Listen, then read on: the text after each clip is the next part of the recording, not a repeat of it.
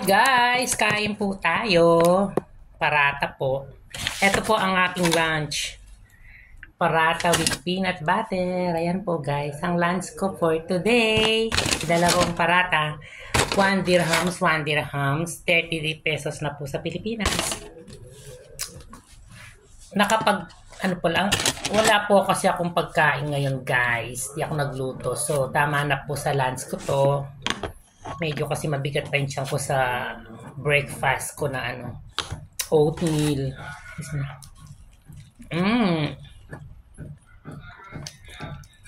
Ang sarap! Ang gusto. Parato.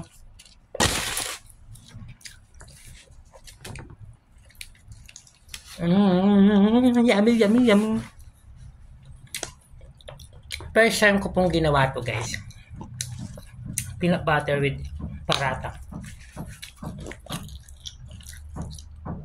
Actually guys, dapat usually ang kinakain ko parata with egg sandwich parata. May egg sa gitna pero nagsawa na ako kaya tinry ko muna yung bumili ng plain na parata saka apply yung peanut butter. Masarap pala. Tapos drink na lang ako ng tea. Ito guys. Tea, green tea, ayun chai karak. Karap.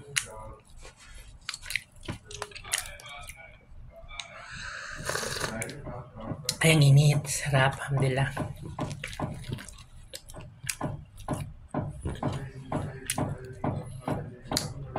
Ganito lang po guys. Sa abroad, pag aarte-arte, pag nagutom, may paraan. Pumili ng simpleng pagkain, parata.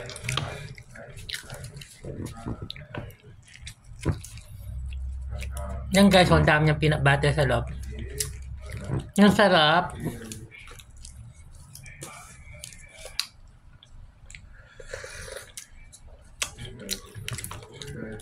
Masarap pala siya.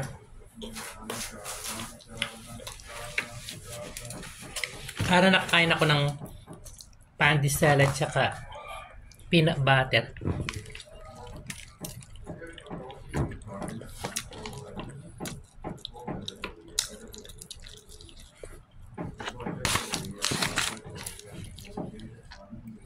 Ayan po guys.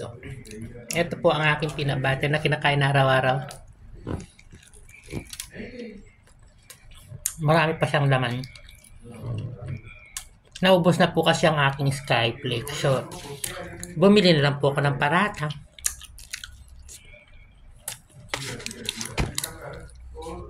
Parata for my lunch.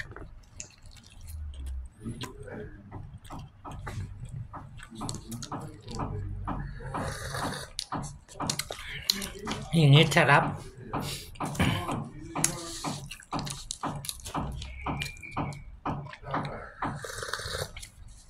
Ay, ang sarap. Alhamdulillah. Ngayon, ito namang isa. Apply ko siya ng peanut butter hanggat mainit pa po itong parata.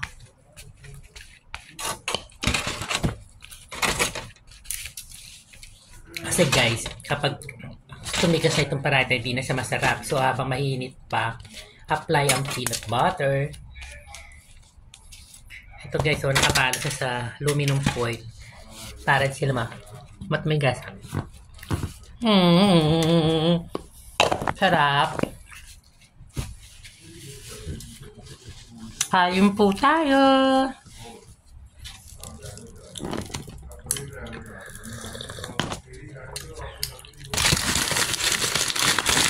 Ingat po kayo sa Pilipinas guys. Medyo marami pong bagyo ang parating. Sana mailawan po ninyo ang inyong mga mahal sa buhay sa November 1st. Sana po wala pong tubig sa sementeryo.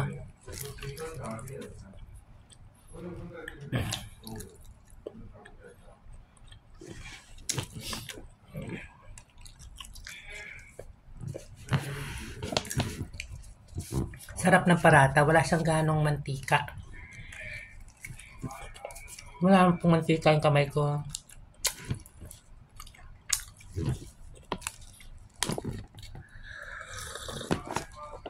Sarap.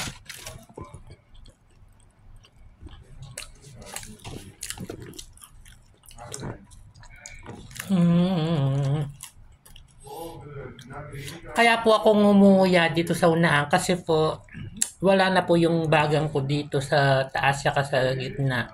Dito tsaka dito rin. Pero kumpleto pa po ang ngipin ko. Yung dito lang na isa, yung panguya ko po ang nawala. So kaya dito ko po nginunguya sa both side.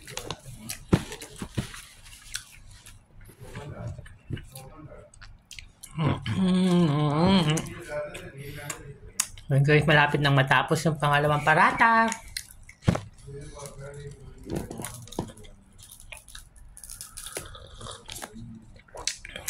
Try nyo po guys, parata with peanut butter. Napakasarap po guys. Lalo na pag mainit po itong parata. Kasi pag tumigas po to, di na po siya masarap.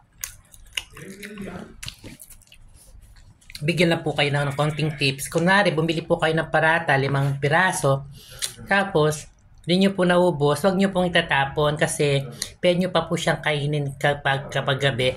Init nyo po siya sa fry pan. Yan po, lalambot po siya. Sa kawali po, init nyo lang. Initin nyo lang po yung kawali muna. Pag may tapin kawali, inahan po yung kawali. Tapos, ganyan-ganyan lang po siya. Pabalik-baliktad. Para mag-init po ang parata at bumalik po sa normal na lambot. At makakain na po ulit. Kesa itapon po ang grasya, dapat po tayo magtipid guys, lalong-lalo na nandito po tayo sa abroad. Hindi po pasarapan ng pagkain at pagandaan ng bahay pagpunta natin dito guys.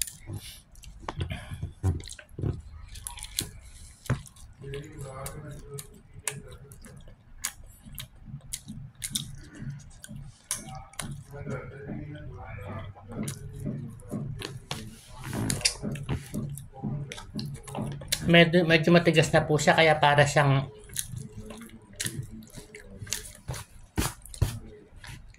umuyanak ng bubble gum.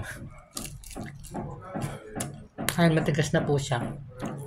So, parang mahirap na po siyang nguyain. Total patapos na lang po. Okay guys, salamat po sa panonood. Tayo niyo po ang parata with tea and peanut butter. Bye guys!